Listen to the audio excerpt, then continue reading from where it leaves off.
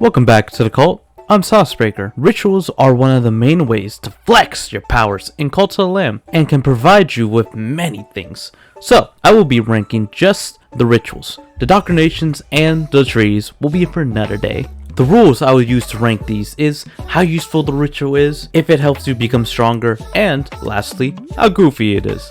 With all that being said, it's time to convert you and get to the list. Yes, the bonfire ritual, the first one. The bonfire ritual has you and your cults running in circles around a fire. A fire that looks strikingly like our leader. Pretty simple, and its benefit is pretty useful as it increases your cult's faith. Not too much of a cost though. B tier. Up next is Sacrifice of the Flesh. Sacrifice a follower to grow your strength and unlock new abilities. High level followers will be more valuable when you sacrifice them. This ritual is amazing and it's one of my most used rituals in my playthrough. It helped me blast through the upgrades in the game. This ritual is given to you by the one who waits. It's an amazing tool once you get it. S tier. Is it better than Ascend follower? I don't know. Wait and find out. A trippy one indeed. Rainwatch ritual. This one has the lamb pass around some good shit. And the followers, they'll be loyal to the lamb. You get this one from, I forgot his name already. Whoa, okay. That was a trip. So, the lamb has everyone be loyal for about 2 days and is taught to you by Zozo. While having everyone loyal for 2 days is really good without exception, the big downside for this is that once this wears off, everybody's gonna be sick. So I hope you have a bunch of flowers or just send them to bed. Pretty huge, but I've used this a few times when the unrest was chaotic. So this is going in B tier. Ritual of the Discipline. This is a bit of a newer one for what I can remember at least. This ritual lets you pick your most loyal followers and give them a halo, so they stick out better. Other than that, this ritual does pretty much nothing else and isn't available most of the time. So, S tier. You have been promoted. You are now one of my elite employees. Next up is Feasting Ritual. A simple one to rank and talk about. This ritual just has you and your followers feast on a meal, filling up the hunger bar to the max. A nice bonding ritual with your 8 spouses, you homewrecker. But, to be honest, why would you waste your bones on this feasting ritual when you could use it on literally anything else? You see that halo? It's not gonna buy itself.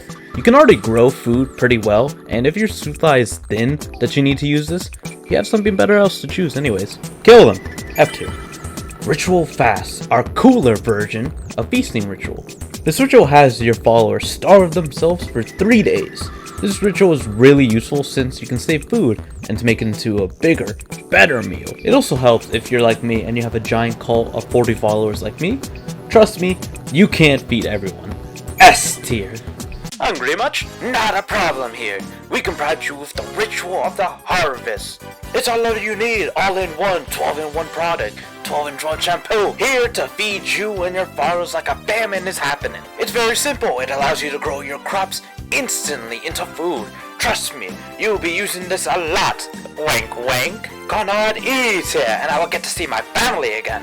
Taking the bait is Ritual of the Ocean Bounty. Catch double fish for 2 days, and some special fish will be more common. I'm not sure which suburban dad uses this ritual a lot, but I have never once used this, and I still won't. The only way you're getting me to use this ritual is if you give me a brass pro shop hat and an Oreo, and I'll probably look at you like, yes, finally! But to be honest, fishing in this game is very forgettable, and you have to go out of your way to do it, so I mainly get my fish through crusades. F tier. Please come in. No moment of silence. This funeral is gonna be fast. The funeral ritual has you conduct a funeral for a follower that has recently passed, and let you get some faith off of the grave. A nice ritual for your followers. While I have used this a few times in the past to see what it really does, most of the time followers don't stay dead enough for this to really be useful. Most followers, I just resurrect them before they can even think about doing this. It's an alright ritual, but I don't think it's that great. D tier. Ritual of the Resurrection. My favorite. This ritual lets you bring back a dead follower back to life. Pretty obvious. But they get to keep their age number and become young again once you do. This pretty much lets you bring back anyone who is dead, minus those who were sacrificed to the dungeon doors. So don't make the same mistake as me. Overall, really useful. S tier. Come all, for I have some enlightenment for you all. For you see, today's ritual is one that everyone must know. For this ritual, you must like and subscribe, for what I am trying to do is get 1,000 subs. And if you do, I will give you all a pizza party with slices looking like this. What? Why are you not happy? So, this ritual increases devotion generation speed at your shrine by 20% for 3 days. This sounds pretty useful, but for me, and most of the time after I go for a crusade, the shrine would be full since I have a lot of followers. So this ritual to boost the devotion would be a waste since you already get so much of it. E tier. The glory of construction allows you to instantly build all structures under construction. At first this seems pretty good. You get all these buildings, you can just snap them into existence, but really, to make this worth it, you have to have a lot of buildings under construction going on at the same time. Even then, you still wouldn't want to waste your bones on this, since you could be doing a crusade and come back and it should be finished, or just help build it. For real, it only takes a minute. This isn't a free-to-play mobile game, so you're not going to be waiting like a week, man. D tier. I'd say just use this in like once out of a blue moon, you know? Next up, Glory Through the Toll. This ritual has your followers work non-stop for 3 days. Pretty cool that y'all would work for 3 days for only pennies. While it's convenient to have your followers work for 3 days, unless this ritual is being used with other ones to buff through the night, it doesn't really last that long to really be worth it in the game, since nights only last a couple minutes, and doing a crusade, days are gonna pass really fast. D tier. Next up is Holy Day of Ritual. I like to use this one on myself a lot. Huh?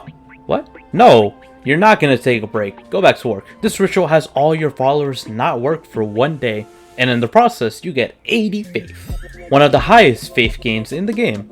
I got a soft spot for this one because I used to use it a lot when my cult was small. Though, it could be useful if your loyalty is really low, you do have better ways of raising it than this. E tier. Look who it is. It's the weird brother of Sacrifice of the Flesh. A send follower. This ritual, much like the name implies, lets you send a follower into that space Squigger found himself in when he wanted to be alone. This increases all of your followers' faith in the process. However, it doesn't help progress your lamb when you use this, so it's a lot less useful than Sacrifice of the Flesh. C tier. Oh yeah, a fight pit. And I can tell you don't got that dog in him. Get up to bat. I'm gonna get so much money off of this. Much like the name suggests, this ritual lets you pit 2 followers to fight each other. To the death, that all depends on you. Do you think Leshley's gonna beat the one who waits? Wait and find out. A tier. Oh boy, this is the happiest day of my life. I can't wait to marry my 27th partner. It's a good thing I used this ritual to make it, and it does nothing else. Yeah. In all seriousness, this ritual doesn't do much besides letting you marry someone, so its usefulness is totally up to you, which pretty much means it's useless, but the thought of marrying your followers to your previous master is funny as hell. So, it's going in B tier. Up next, I got a question for you. Ever wanted to appoint a class pet to do your work for you? Well, now you can with this ritual that lets you select a follower to be in your enforcer, making sure that everyone is being loyal. After a bit of time, you can collect the loyalty that follower you appointed collected, so it's pretty cool, and the amount of loyalty they give you is nothing to write home about, so it depends if this is worth the bones for you. C tier. Tax Enforcer is basically the same as Loyalty Enforcer, but with coins, and basically has the same problem as the other one. It's your choice to see which one's more useful, but it's kind of like asking, would you rather have Sprite or Sierra Mist? C tier. Up next is Alms for the Poor. This ritual allows you to distribute your coins to all your followers to increase their loyalty and gain a little bit of faith. Ha! You peasant, take this gold. But much like our history leaders, it's best to use that money on something else way better. What are you talking about? They don't need to eat. F tier. Ritual of Enrichment. Yes! Now this is more like it. Why bother with giving those peasants coins when you could take their coins? With this ritual, that's exactly what you do. This ritual was nerfed a little bit since Sins of the Flesh. It gives a little bit more gold compared to when I spam this, but still pretty decent. S tier. Our first sin ritual. Rite of Lust has everyone get butt-ass naked and run around for a day. Then, you pick one follower and collect everyone's sin from them. This ritual is a nice way to get sin, as long as you don't mind the followers taking a day off afterwards. S tier. Oh, go away, why is it shaped like a hook? Oh, you're shy, huh? Can't stand to look at your followers schlong? They're oogly boogly? They're millimeter defeaters? They're doing. Well, here's your ritual. Rite of Wrath basically does the same thing as Rite of Lust, even shares the timer with it. However, you send your followers to just wreak havoc, destroy everything, then you pick one follower and gain their sin. The only thing that sucks about this ritual is that your followers do in fact break some of the decor that you have, which you have to fix a little bit later, so keep that in mind. And this is going in B tier. Sinner's Pride is a ritual that has all your followers give up their built up sin to one person and you collect it all at once. If you're like me and have 40 plus followers, this animation goes on for like 30 seconds and it's great every time. To be honest, it's a really good way to get a lot of sin at the same time, as long as you don't mind beating up your follower later in the run. It's not like they had hands anyways. A tier. Finally, we have reached our last ritual up to Sins of the Flesh. Gluttony of Cannibals. Now, this basically works like a trade-off for sin. You kill one follower for some sin.